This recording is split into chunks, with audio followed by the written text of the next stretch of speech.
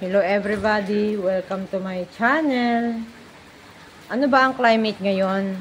Malamig.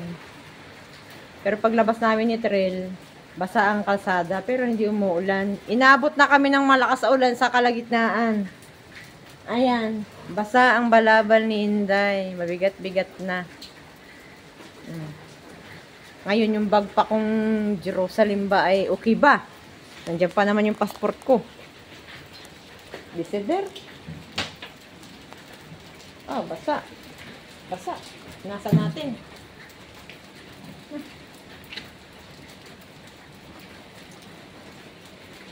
Desider, gamur, gamur. Magbabag ako ng palit ako ng bag na mamaya. Yung ibang bag. For tomorrow. Swerte yan, swerte.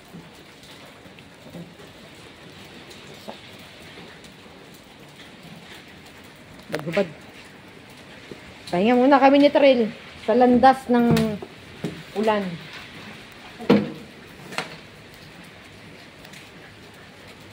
Hindi ko maramdaman kasi yung coat ko makapal.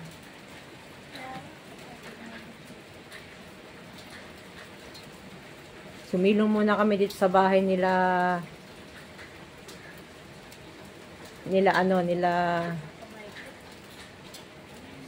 Erlinda. Dito pala sa bahay ng 2-in-1 house. Oh. Para maniwalang umuulan. Ayan. Sabay yung lagatuktok ng ulan dito. Pakinggan niyo. Oh, diba?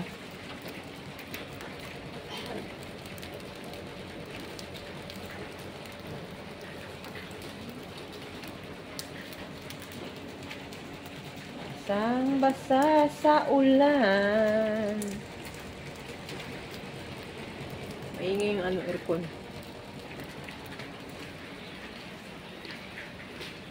Kawawa naman yung mga sundalo.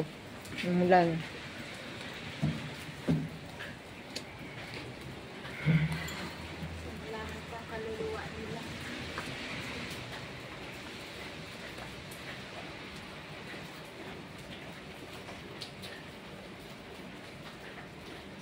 Lungkot naman ng Israel. Kami hindi namin nararamdaman yun dahil naglilinis kami. Pero kung i-internalize mo ang buhay mo sa kanila, kapamilya, nawala ng kapamilya. Napanood ko nga sa TV yung kinasal sila, ng bata pa yung sundalo. Maliit pa ang mga anak niya. Kalungkot.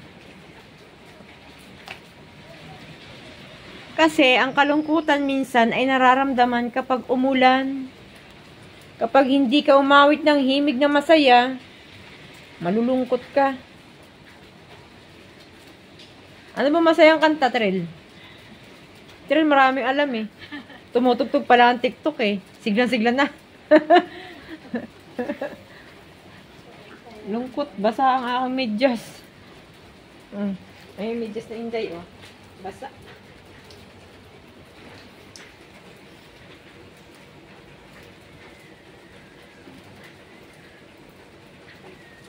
Ang ulan dito, katulad din po ng ulan sa atin. Kumbaga sa amin, ang bubong ay yero at walang kisame. Kapag tumunog na ang ulan, masarap na pong matulog.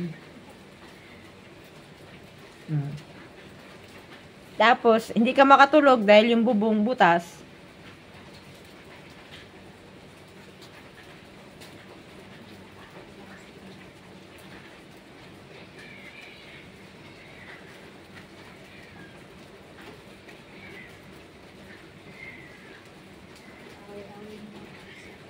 Nag-aaway-away ang pusa dahil sa isang magandang pusa.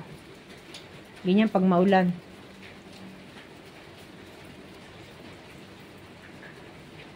Sige na po, bye-bye na. Bukas ulit may trabaho. Kapagod ngayon. Isa't kalahating floor ang assignment ko. 22 rooms plus 10 rooms. 32 rooms. Itong check out at lahat garim.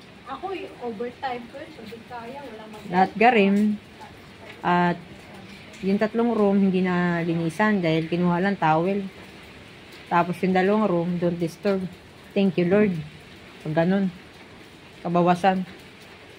Sabi nga sa akin ng isa kong guest kahapon, huwag mo na isiksik yung cover para less effort sa'yo. Para konti ang gawa mo. Kadaming, basura, towel na lang. Ayan, sabi ko dun sa guest, meron pa akong 11 floor. Not good, sabi niya. Kapag maraming gawa. Doon mo makakapagdasal ka na. Lord, tulungan mo ako na matapos din gawa ko. Na maging mabait ang aking guest.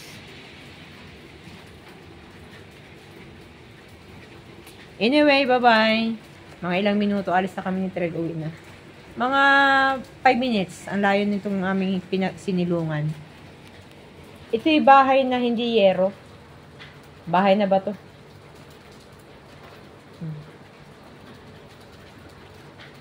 Ang lamig.